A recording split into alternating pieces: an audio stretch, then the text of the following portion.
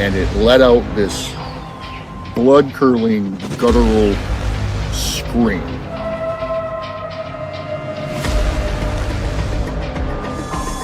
On the side of the road, he sees a deer carcass and something eating on it, which he thought was a bear.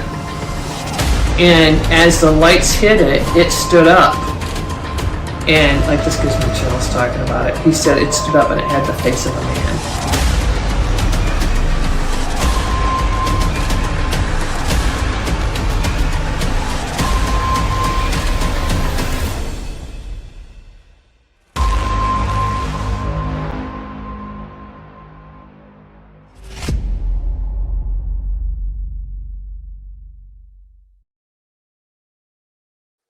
Hey, everybody. Welcome to Friday Night Bigfoot Live. Yes, we're starting a few minutes early tonight. We've had some technical difficulties. Like last week, it didn't go live on Facebook. Somehow the Facebook private setting got pushed. Sure, it's got to be my fault, but we're starting a little bit early this week. So for the next 10 minutes, we're going to kind of doodle around and make sure that both platforms are working this week. Let me go ahead. Brenda Goodwin is here. Hey, Brenda. Hi. Howdy.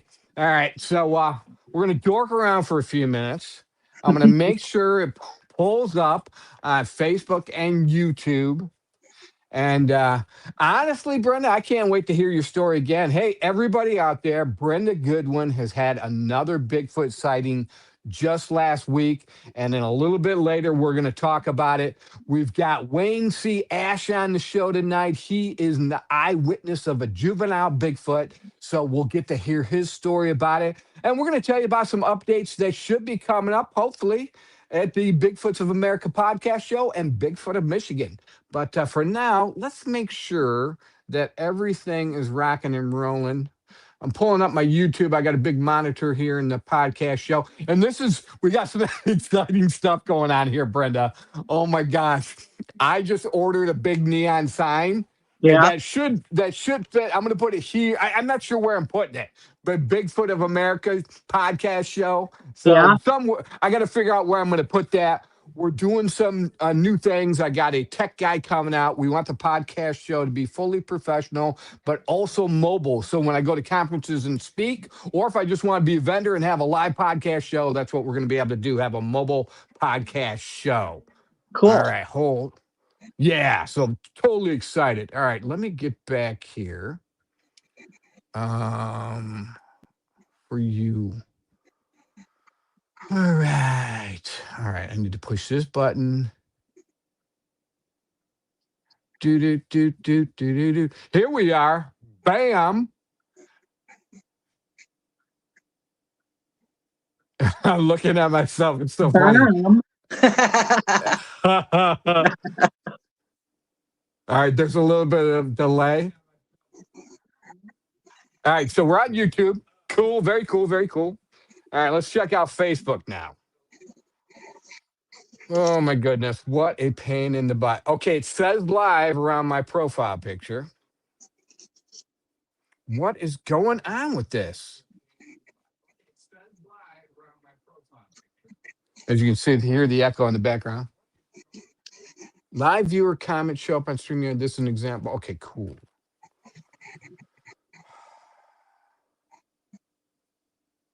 This is bumming me out. So it says live.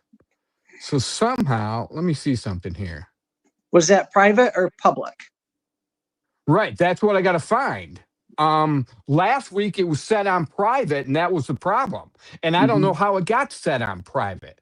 Now, Facebook usually has a longer lag time, but still, come on.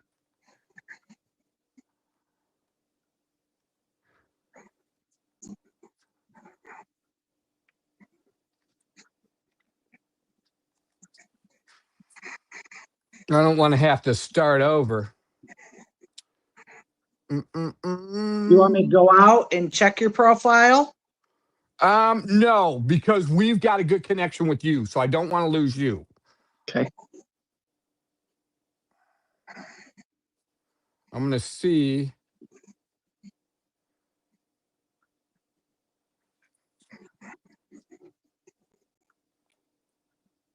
I'm going to see if I can fix it from this end. There I am. Hey, Carrie Super. Carrie Super says she can see and hear us on Facebook, and it's Cool. All right, Carrie, are you watching on Facebook right now? I just want to double check and make sure.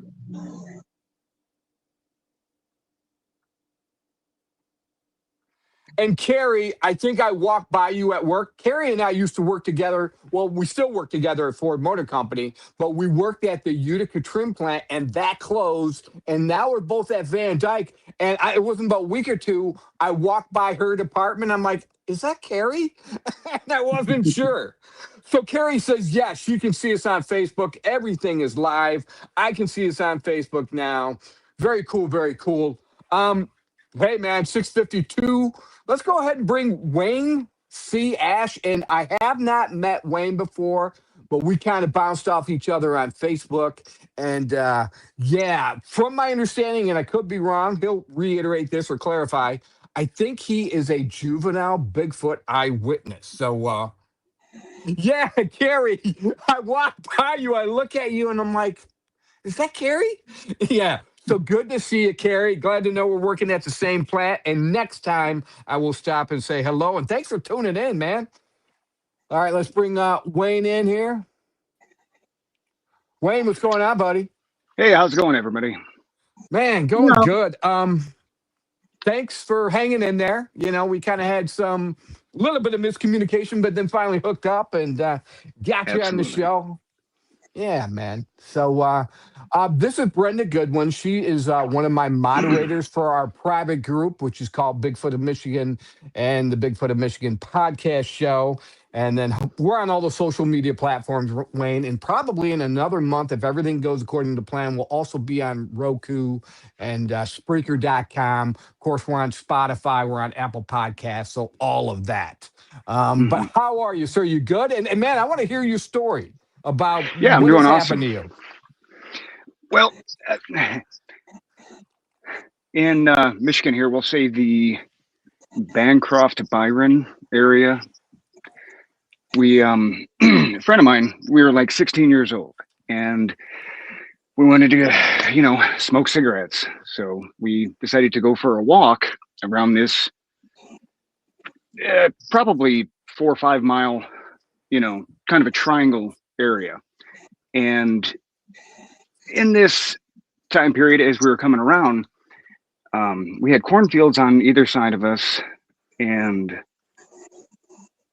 something stepped out in front of us. I couldn't move at all. I went into like full paralysis. My friend, he's kind of in awe, but he's able to move. And he looks at me and he's like, "Come on, let's just go." And at that point, I could kind of speak, and I was like, I can't move. Like, what do we do? And so he puts his arms above his head, and he just starts, yelling, "Ah, ah!" And it took right off into the other side of the cornfield.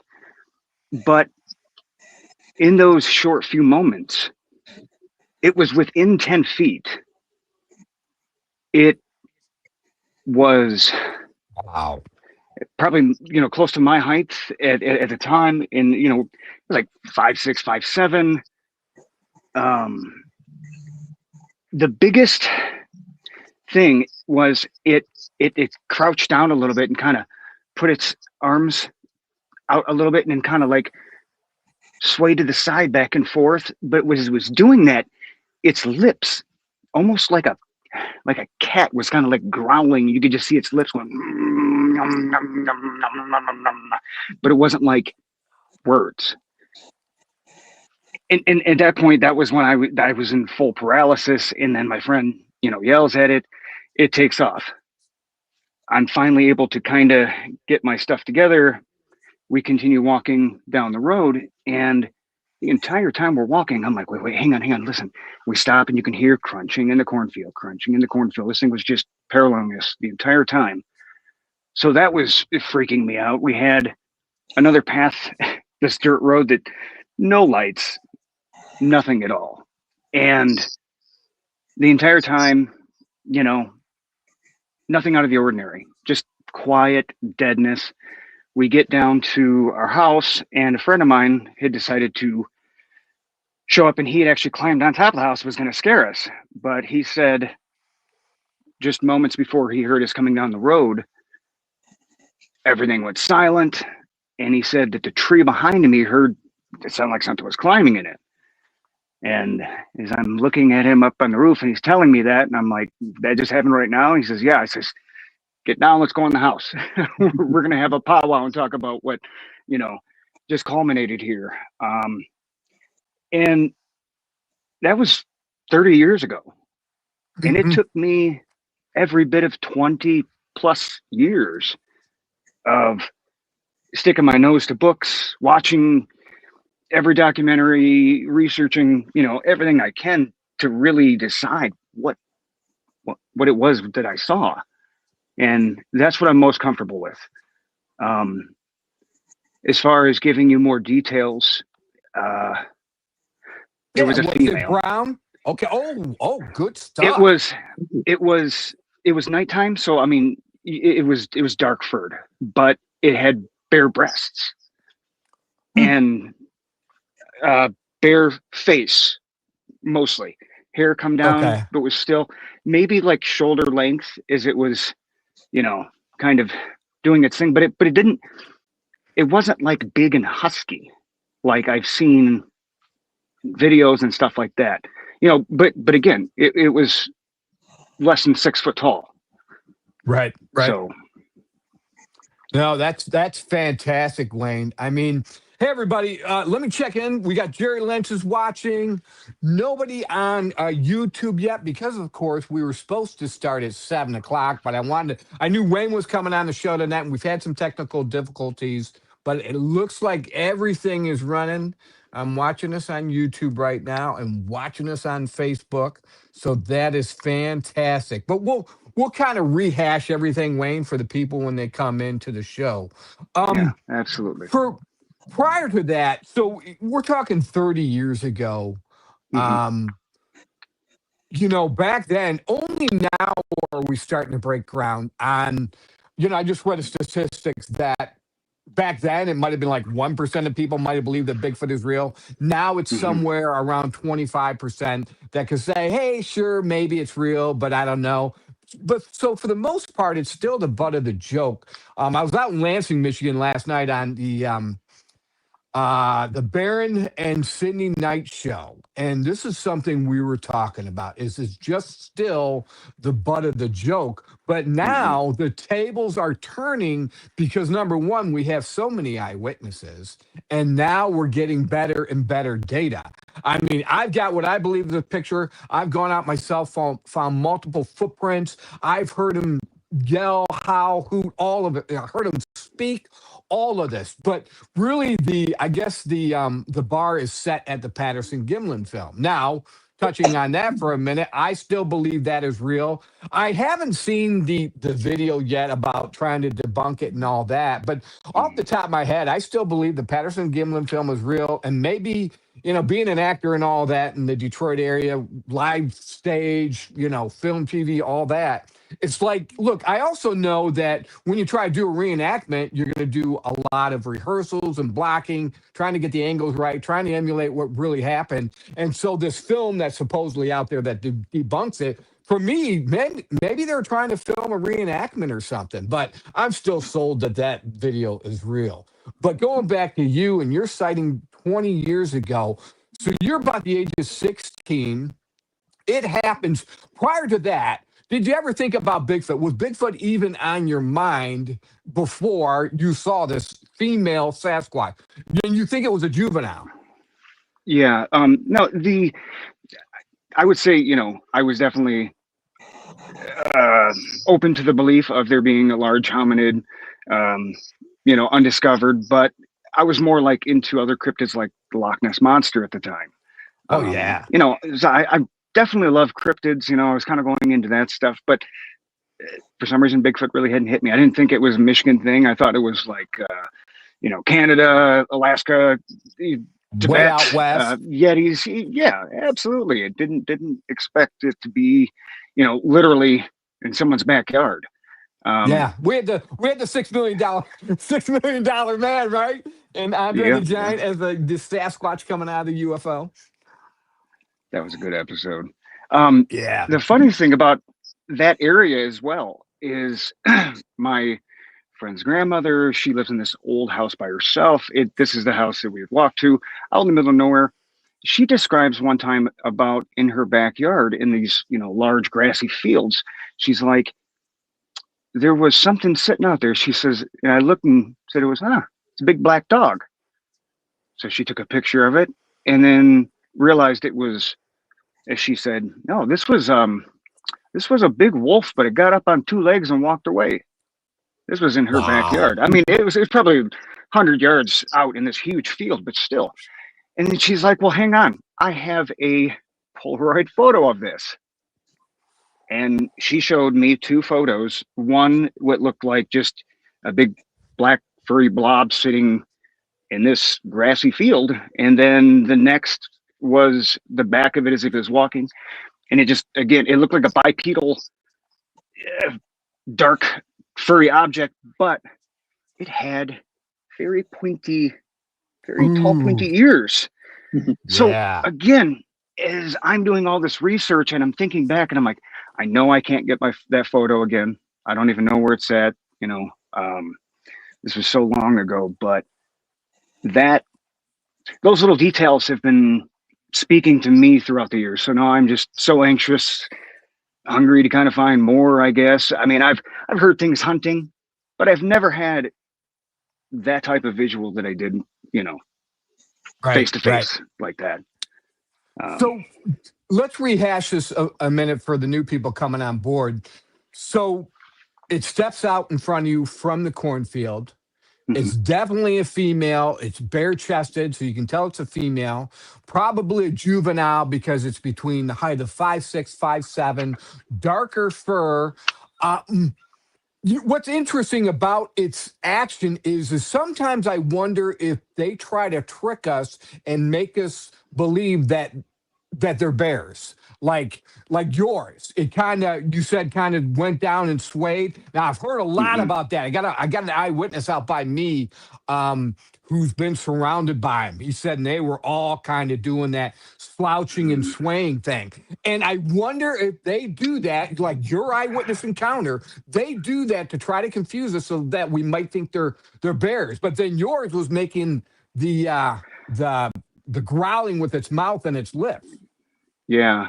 And the one thing that I get out of it is, as scared as I was, my friend was not at all, seemingly, but I feel this being was just as scared or, more scared of me than we were of it.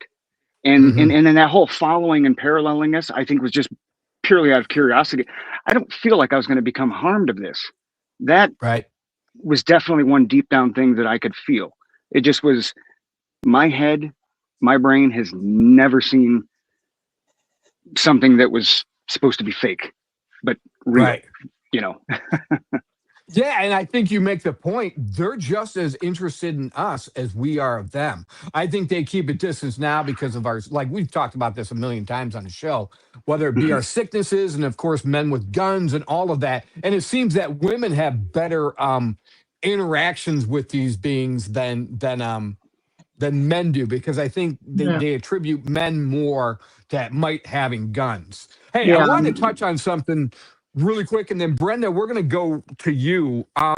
We talked about this last night when I was in Lansing, and the idea of dogmen. So I've been on this kick for the last month now about the variances between, say, Sasquatch, dogman, and maybe some of the other cryptids. Sasquatch seems to be possibly more of a biological, possibly interdimensional being. Dogman, though, somehow is, if you go with the Joe Barger story, and there's been other stories like Joe's, that these may be harnessed as super soldiers for the government, because when Joe killed the dog man that was coming after him running next to his truck, the government got a hold of Joe basically and said, hey, you killed one of our assets. How dare you? So it's like, okay, so now scientifically, they're using dogman possibly as experiments for super soldiers. But I did want to point this out, and I've read this before, but I want to bring it up again because I know I got some new people who are going to be watching this. George Lunsford, in his book, Monsters of the World, points out about dogman that human and canine hybrids go as far back as in ancient Egypt in 2055 BC with Anubis. So we've got the god Anubis. Where did they get that idea from? And many others after that. The Romans had a god that was a human-dog hybrid called Hermanubis in AD 100. The human-dog hybrids are talked about in almost every continent throughout history, and then Pliny the Elder even wrote his account of ancient knowledge about the natural world that there was a tribe of human dog hybrids living in the mountains of India. And this was in his book, the encyclopedic book called Natural History around AD 50. So we have historical evidence of dogmen, but it seems like lately, and I know 1887 was the first documented sighting in Westford County here in Michigan, but it seems like, okay, they existed back then. Even St. Christopher was thought to be a dogman, possibly. But now, for whatever reason, dogmen, maybe more so than Sasquatch, are being used as possible super soldiers. So I just wanted to throw that out with the dogman encounter you just pointed out, and because of our conversation last night. All right, we're going to go to Brenda Goodwin. Brenda Goodwin, we had some technical difficulties, everyone. Last week, for whatever reason, like I said, the private button even though I was broadcasting on Facebook, it was only to myself. And it was on private. But Brenda wanted to come on last week, and I'm glad you came back this week, Brenda. You had I think you had a Sasquatch sighting. So please tell us what happened, last week? Yeah, it was last Friday night. Well, I was waiting for you to go live on your profile on Facebook. And when you didn't, like wondering if you were having technical difficulties. And of course, I've been waiting till after the live show to feed the animals, since it's still somewhat light out. But so I waited till about Hey, Brenda. 7. Brenda. Yeah. I got to say this because Wayne doesn't know, and I'm sure there's some new people on who don't know. Brenda owns what I call the Michigan Skinwalker Ranch because she has had so many different types of encounters and sightings, from dogman to Sasquatch to UFOs. But there, enough said. The Michigan Skinwalker Ranch. Brenda Goodwin, go ahead. Well, Bryan calls it that. I don't call it that. I call it that. I'll tell you. So, yeah, I waited till about 7:30 to see if you were going live on Facebook, and you didn't. So I thought, well, I'll go feed the animals, and then I'll come back in and check out YouTube, see if you were on YouTube. And so I went out, and it was still somewhat light out, and so I went out and fed, and I walked around the south side of the barn, and I could see a deer way across the other horse's pasture at the far end, and this deer was staring. It was just a lone deer. It was staring up my way, and then as I saw the horses coming toward their feed buckets, I saw something along the drain ditch that at first I thought might have been deer, but I mean, it was moving so fast. And what it was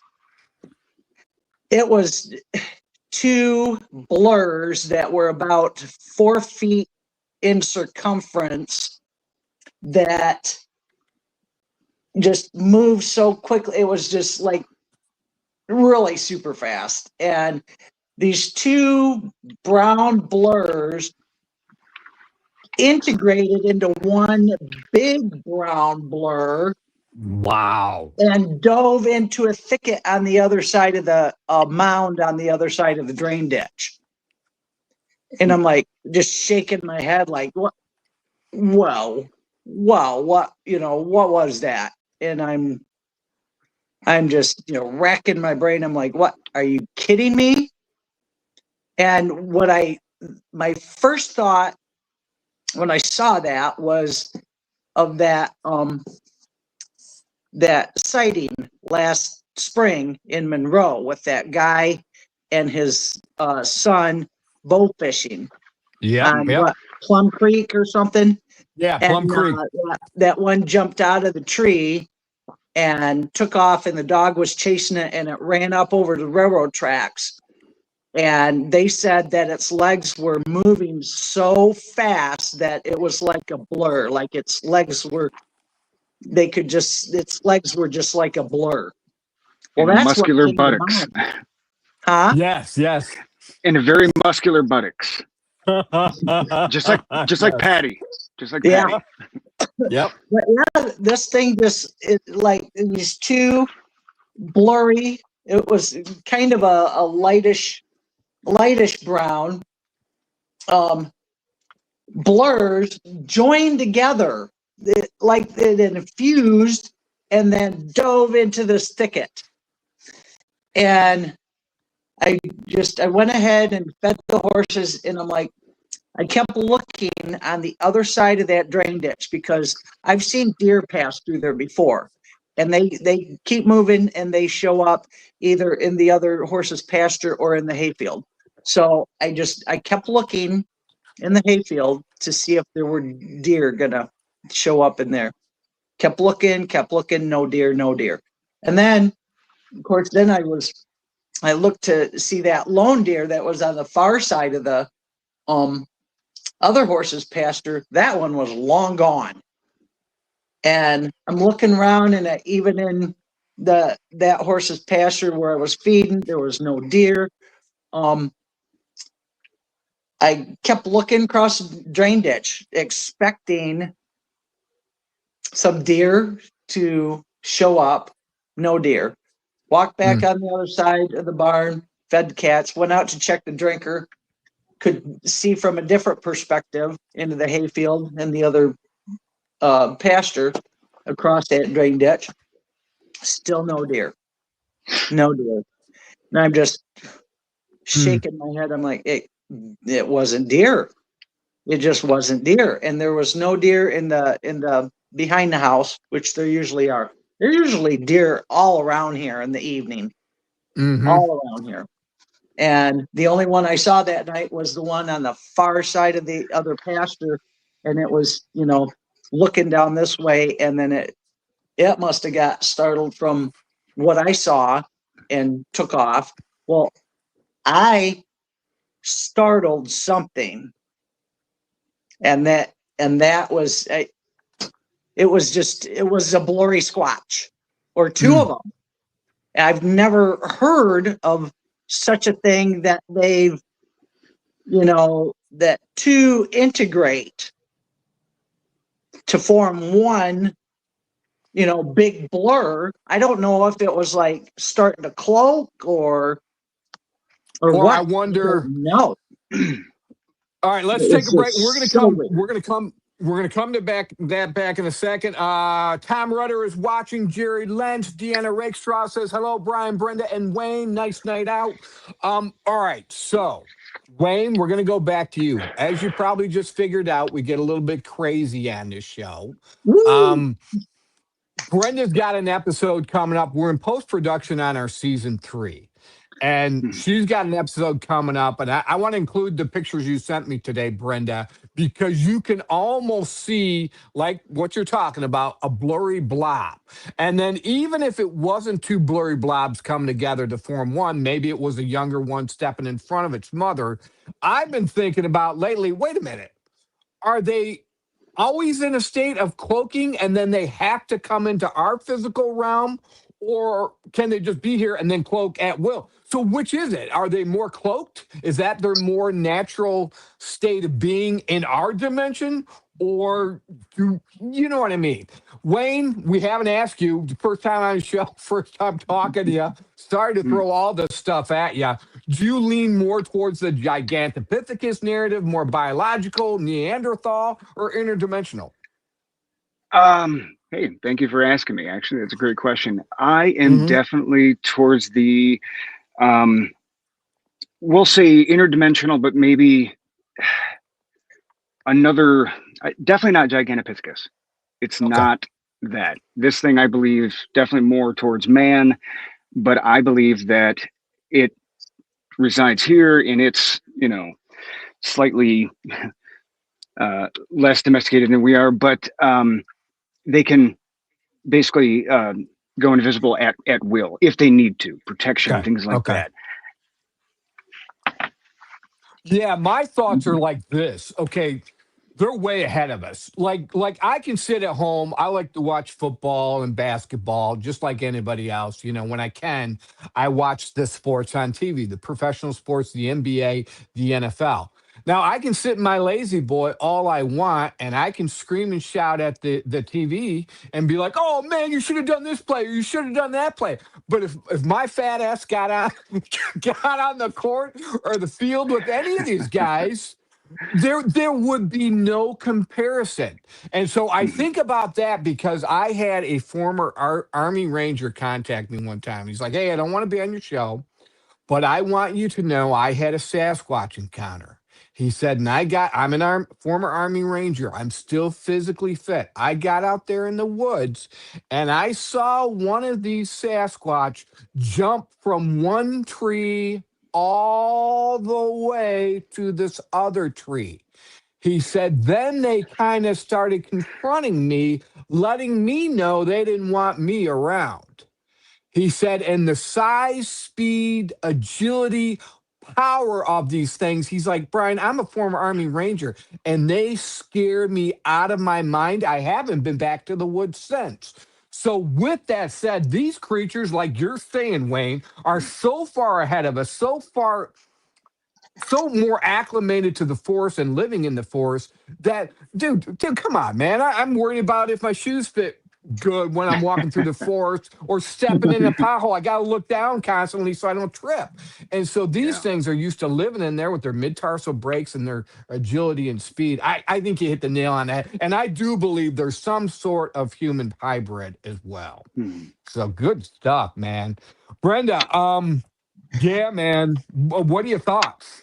Well, I suspected that they traveled up and down the drain ditch because I mean they pretty much have to if they're coming down here because they know. I mean, I think they were positioning themselves or itself to come eavesdrop because they knew it was a Mhm. Friday night.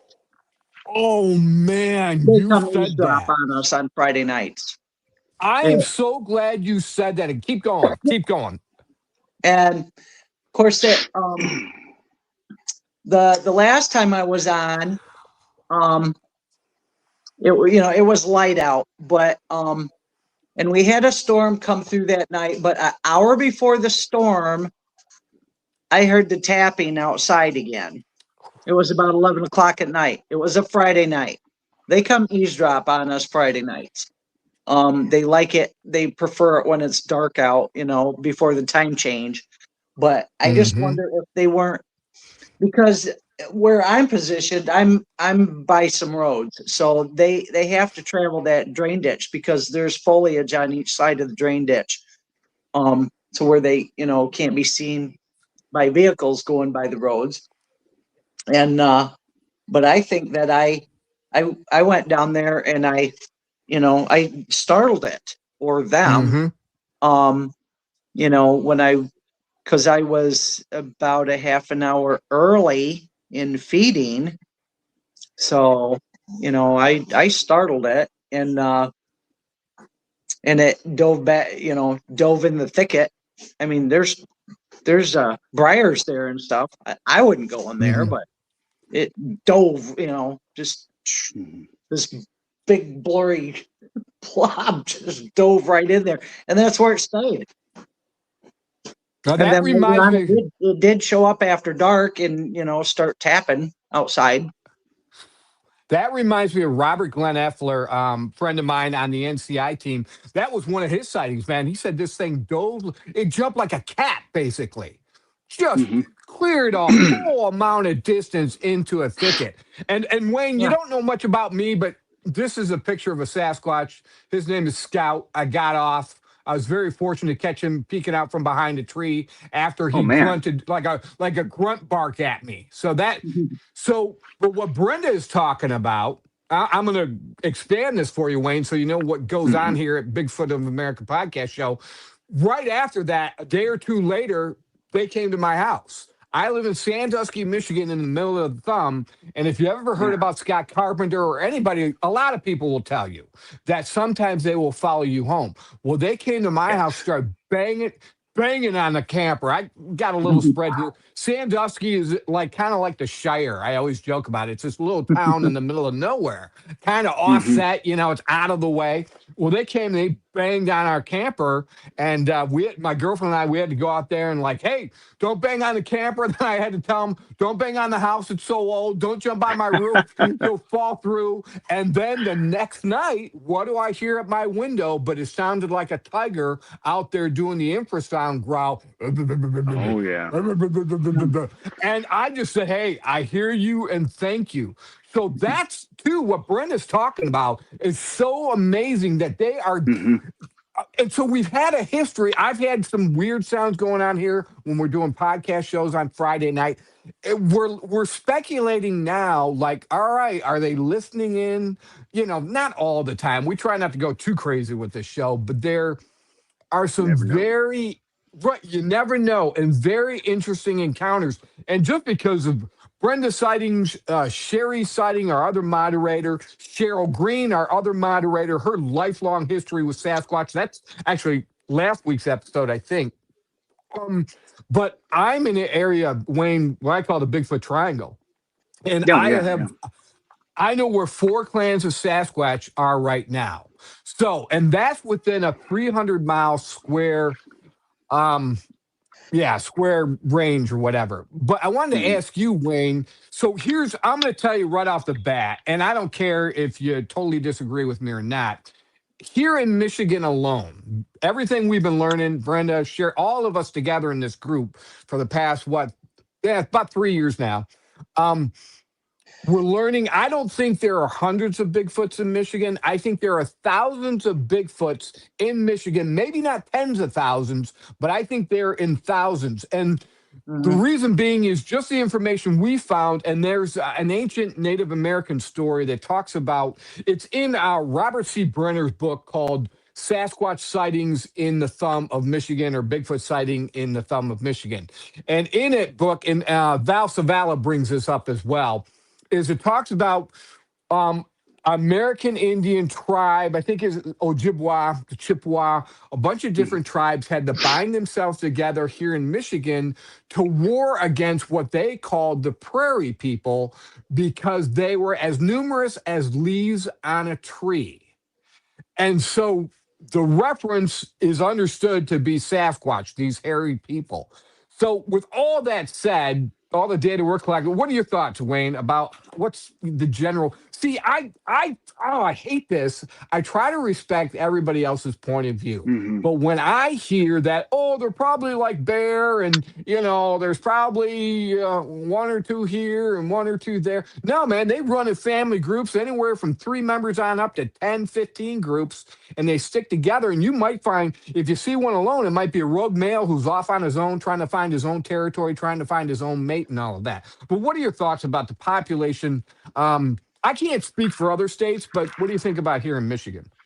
Well, I mean, definitely statistically speaking, it's been jumping literally leaps and bounds. But I feel like if you're out there and you have a Sasquatch sighting, there are 3 more behind you watching you from the sides, above, what have you. There is absolutely a large population. And one thing I've noticed on top of that is they are migrating. They're migrating from the west east. Some are going north, some are going south, but a lot of animals are doing that right now too. But there's lot of sightings, more recent, but again, just Michigan's exploding. I don't feel like it's something that they're all of a sudden showing up. I feel like they've been here. There's just more Amen. people seeing them, more people going out and looking. And Mhm. definitely. Yeah, without a doubt, because if we go back to the last couple of episodes, it started with all the Ohio sightings. Mm, And then what's funny about it is last year, about the same time, we had what Brenda talked about, the father and the son bowfish hunting, the Monroe Monster sighting last year. yeah. Now, what people don't know about is my girlfriend's daughter kind of got a little saucy one night. She got off of work. She works a midnight shift like I do. And she's like, all right, Bryan told me there was a Bigfoot sighting around here. He told me where to go. I got off work early. It's 1, 2 in the morning. I'm going to go take a look. And this was on March 18th, so just almost a month ago, Mm, 2026 at 1:30 a.m. ish. Um, she went down the road I told her to, and as soon as the pavement turned to gravel, all of a sudden her bright lights wouldn't looking, and there was this creature in front of her, zigzagging in front of her. She said it had to be at least the size of a deer, and it had like really shaggy hair, and it kind of wouldn't show its face, but it kept zigzagging. And then she heard. It's funny because I'll tell my friends and family, and they're like, "Hey, look, we know you're not crazy, but I don't know if I'm gonna believe that you had mind speak." And I had a mind speak experience, Wayne. And so suddenly, Brittany I believe is it. her name. She gets mind speak, and it says turn around. And she turn around, and it was so prevalent that she answered. She goes, "Where?" And it says right here. And she looks over, and it's all muddy. And she's like, "I'm not turning around there. I don't want to get stuck." So she goes up and she hits the turnaround. The whole time she says, "I am scared shitless. I feel like this presence is looking in my window." So I turn around, and as soon as I get back on the pavement, my bright lights start working, and everything goes back to normal. So these are the weird things. Hmm. Wayne, long story short, everybody knows I had a ferry sighting as well. And this ferry's exit strategy to get away from me, it flew right into an electrical junction box. It was like kind of a box that you plug your DVD player in and the cable into it, and then that runs to the TV. Well, it had a, Hmm. a power on light. It flew right into that. So somehow it transitioned from our physical realm into like my electrical lines of my house to get away from me. So it's like we don't know for sure the full capabilities, and we don't even understand. And there are no experts out there either. Hmm. But what do you think? What do you think about mind speak and all that? Because I had a mind speak experience. It was after I took that picture that I showed you. They banged down the camper, and then I had this. I'm walking out taking garbage to the back of my garage, and I hear three things in Native American broken English say, "Thanks for friendship, Scout, and forest people." And right then I knew it was saying thanks for friendship because I've been gifting it apples. When I Hmm. would gift their apples, I'd say OCO in Cherokee, which means hello, how are you? And then I would ask, hey, what is your name? What is your name? Well, so he answered, his name was Scout. And then they can read. Look, Brenda's got her Bigfoot's of Michigan hat on. I've got one of mine. We all wear our bomb gear, Bigfoot's of Michigan. And I swear they can read English because I had all this on, and he tells me forest people. And I knew right then it was interpreted as, hey, we'd rather be referred to as forest people than Hmm. Bigfoot. It's almost kind of Yeah. insulting. So to me, that's a Condescending. human. Yeah, that's a human hybrid with Native American ties, possibly. So, anyways, sorry to can you all that, but kind of wanted to update you what we got going on here. Well, speaking as a native Cherokee, Slaji, is it Ana Suni Wayu? That's different versions of Cherokee, I guess, that I am. I'm right there with you. As far as the mind speak, I think, to be honest, we as humans, we're probably the only species that lacks that normal ability at this point. Hmm, Um, that's a good but point. yeah, I was going to say I've had other experiences with what I would think is kind of mind speak, but you're talking about fairies. I think of also like interdimensional things, like a shadow type person. I've had what I believe would be definitely ESP, some type of Okay. back and forth with some language there that, was explaining me or talking to me, replying. Oh, wow. Hmm.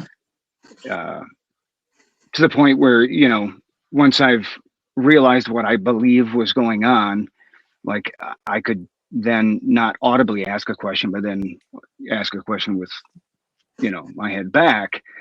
And then, Telepathically. correct, we start getting that type of conversation going. But, so it's another day, another time. Yeah. Yeah, that's interesting. So it may be a lost ability that we may have used to have had, I believe it was taken Yeah. from us. Yeah. Ooh. Take it. Okay. Okay. See, that's loaded. That Could have been. statement. Oh my gosh. Elaborate more on that because I have my own thoughts, but I want to hear from you first. Well, it is proven that our telomeres have been capped. It's proven that in our DNA there are certain um, codes that are blocked, capped off the same way. And that literally goes to, your ancient alien type that. But hey, they call them the Anunnaki, those that came from heaven to below. Um, some speak of them as gods, but for sure they have created several versions in my mind and what they actually read in the Sumerian text. Um, Several different versions, Adamu, Adapu, depending on the story, your Adam. That was just one version that worked out for what they needed it to be. And that Okay. was, I believe, a rendered down version of what we could be. Okay, interesting. Is that Hmm. to maybe shoot? Is that to control us more, or because I was going to hit the narrative? Um, Yeah. I think just because of all of our processed foods, that has attributed to us losing some of these abilities as well. Oh, Um, absolutely. Yes. yeah, I agree with that too. good stuff, man. Good stuff. And yeah, and not to get too man, we get crazy here though. But yeah, it is to me, it is all some kind of control. Um, Man, I'm just not a scientist. I'm not an electrical engineer, so I don't have the data. I don't have the goods, the smoking gun, so to speak. But, I think what's cool about shows like this, I don't care if it's our show or anybody else's, is that we're starting to peel back some of this information that was forgotten about or lost. Or I was Hmm. thinking about it. You think about before the industrial age, we were more prairie people ourselves. We were more out in the woods, hunting, trapping, all of that. When we first came to America, the Native Americans lived off the land. I think there was a big relationship with Sasquatch back then. But then the Europeans came over, and not to beat up the white man too much. I've said this many times before, but we brought our guns, we brought our diseases, all of that. So I think Sasquatch kind of retreated. That was part of the reason. Maybe they had a falling out with the Native Americans, but our society, at least here in America, became so industrialized that everybody was involved in the cities and manufacturing, and all of this earthly knowledge, so to speak, was forgotten and kind of lost and kind of pushed aside. And to me, what's exciting about these shows is we're starting to dig up all that old information. It's like digging out in a field and you find a treasure and you're like, Yes. oh my gosh, I found a treasure. Nobody can believe this. But there was somebody who had to put that treasure there and had all the Hmm. knowledge about that treasure from the past. So yeah, I think we're starting to learn. Man, good stuff. All right, Tom Rudder's watching on Facebook. Good to see. Oh, Tracy Lynn's watching. Good to see everybody tuning in. Thank you so much. Good stuff. So Brian, Yes, ma'am. those I wanted to mention, about the amount of Sasquatch, and I've got there's two clans here just 3 miles away from each other. Those pictures I sent you, the one where I was showing you where in those, dots, that's where there were, two blurs, and then the arrow where it, dove into the thicket. But it was two separate blurs, and then it between that where that was at and the arrow, that's where it like conjoined together and then dove into the thicket. Oh, yeah. But that when I So went they out, converge. I know at home you can't see this too well, and well, Wayne, you can't see this, but that's the one when I went out to take the pictures of where that I saw the blur. That was like a couple days later. I took those pictures, and that one I circled, that I saw behind that tree stump, there was a conical shape there that day. Oh, that yeah. was a separate day. That was a different day. Right. That's not And when I saw the blurs. I saw that conical shape, and it's a darker color than my reddish brown clan. That might actually have been one from 3 miles down the road. Yeah. And I That can was see there a the few difference days of what ago. you're talking about. That was Tuesday. Yeah. When I took those pictures of the spot where the blurs happened. And then after reviewing those pictures, I was, zooming in, and I, because I was drawing you the blob location and the arrow location. I was zooming in, and I noticed that conical shape by the big tree stump. Yeah. I mean, I see the before and after, and I see what you're talking about. There is a I went out difference. there last night, and I took some more pictures last night. That conical shape is not there by that tree stump now. Right. So, and that's a darker brown. So I wonder if that's not one, if Tuesday, if there wasn't one from the other clan down here when I took that picture. Yep. Of course I didn't see it, didn't notice it when I took the picture, but I noticed it when I was reviewing the pictures and zooming in to draw on them for you. Yeah. I'm like, what is that? It looks like a head to me. Oh, yeah. Yeah, I don't doubt it whatsoever. I mean, because of the history at your location, even the one time, the thing was watching in the window and you could see it just kind of move away, Yeah, we're going to get these pictures. We'll add that to your episode. There's no doubt in my mind. And what I'm finding is these things, and somebody else just told me where they had found them at. But basically, though, in my opinion, let me clarify that, they nest along, and it's what you said. Oh, you said it, Brenda.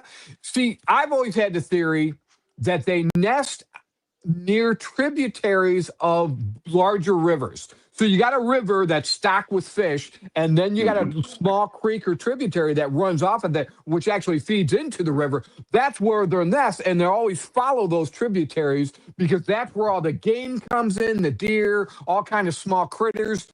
In our season 1, episode 2 with Danny Skinner, he walked up on a Sasquatch tearing apart a beaver dam, going after them beavers. They're gonna, I joke, but they're gonna eat that beaver like a big old apple. And so what you said, Brenda, was exactly that. They're following the ditches. Because out here, like at least where I'm at too, they dig out irrigation ditches, and these things can be as deep as 20 feet, and they can move right through. Even in the broad daylight, they could be walking down one, and you wouldn't see it.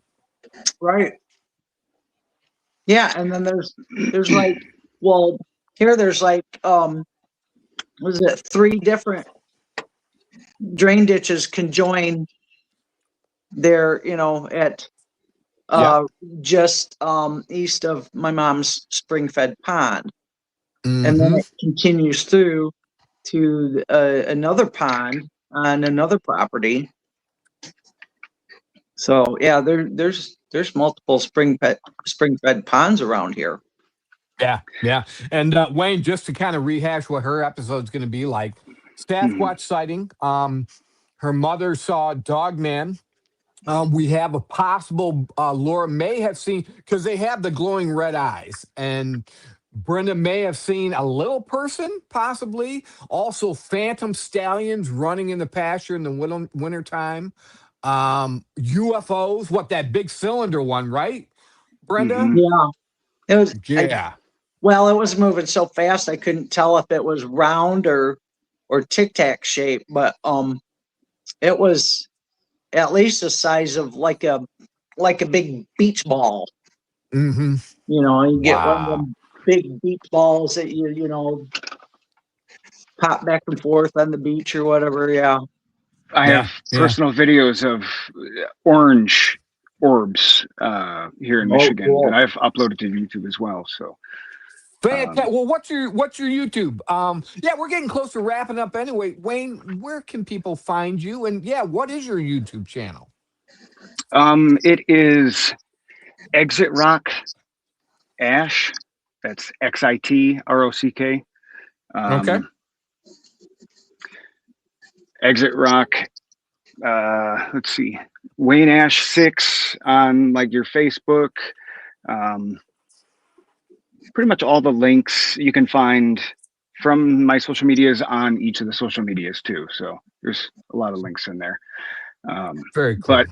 But one thing real quick, Brenda, from what I've gathered out of those pictures, one thing I wanted to just kind of throw a guess out there is a lot of times I've heard that they'll drop down to all fours. And if there was two of them and they drop down to all four like that and they jump simultaneously, that's going to look like a huge blurry blob like that. But that's definitely, I've heard a lot of personal stories, seen pictures of Sasquatch on all four when they need to go a little faster or they're trying to not be seen. So yeah, I mean, I definitely startled them, and they were not in physical form. You know, they were in blur form, or I don't know if they phasing. were in the midst of cloaking or what. But I mean, there's so much weird stuff that happens around here. I just, I wouldn't be surprised to see anything that I almost wasn't surprised to see that, but it still is a head shaker. Like, oh boy, what now? It's just so weird around here. It almost seems normal anymore to see weird things like that. Keep it coming, man. We can keep adding to your episode. I'm still in post on it. But Wayne, I like what you said, phasing. Is that a reference to going from physical into cloak and back? That in between stage? Yeah. I love it, man. I'm adopting that. It could have very well been. Good stuff. Good stuff. Definitely seen that in the CIA.gov files with the MK Ultra and all that stuff. That's actually in there, and it shows you like a human how to phase, to like walk through walls, cloak, things like that. I wanted to ask you real quick. The face on the one you saw, did it look more human or apish? No, it out of any kind of depictions, that anybody draws or anything, a lot of times they make it too apish or too, monkey. Her nose was wider. There wasn't a big definition. It just kind of was like a big blob of a nose, but it was,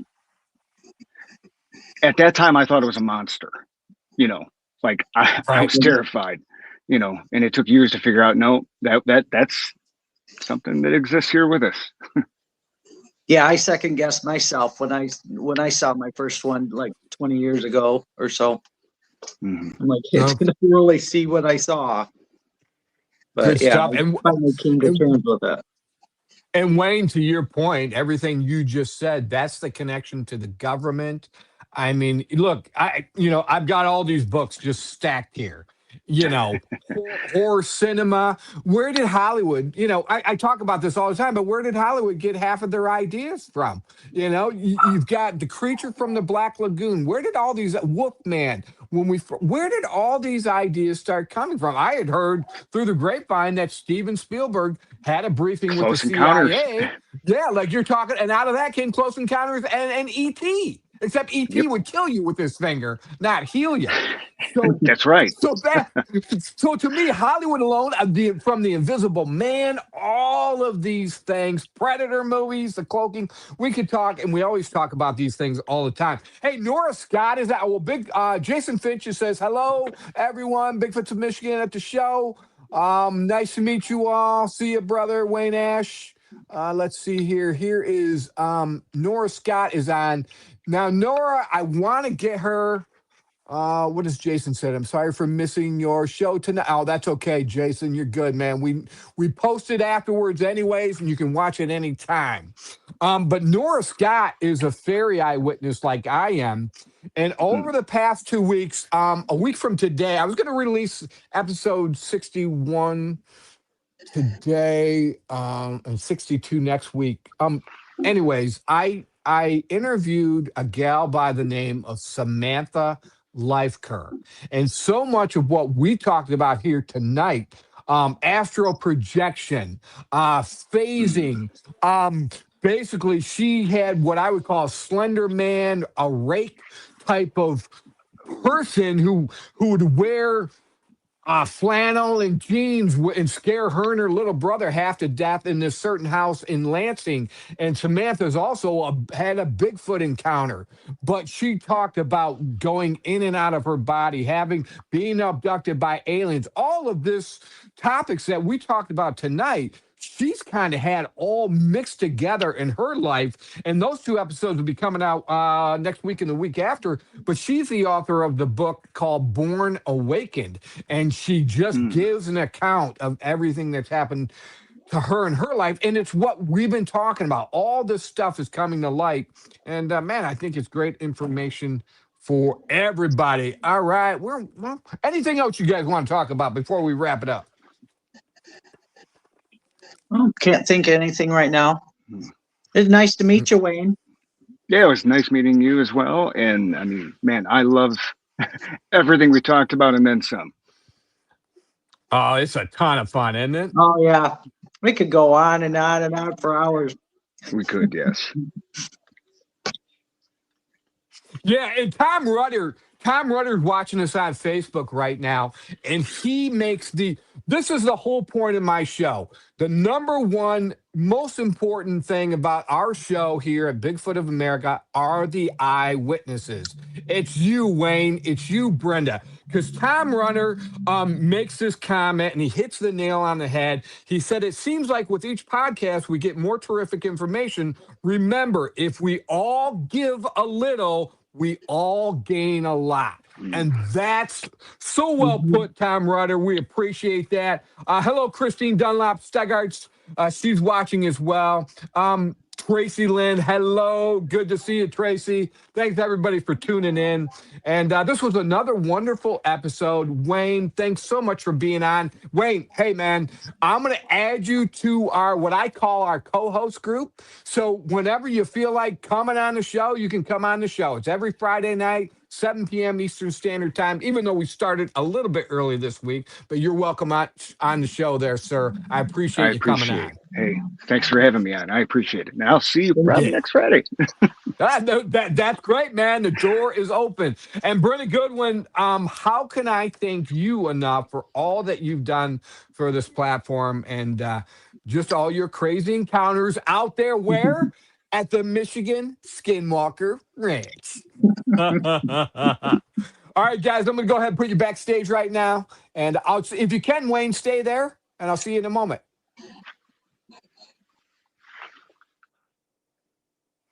All right, everybody, thanks so much for tuning in to another episode of the Bigfoots of America podcast show. I'm your host, Bryan Sawyer, once again. This actually is episode 75.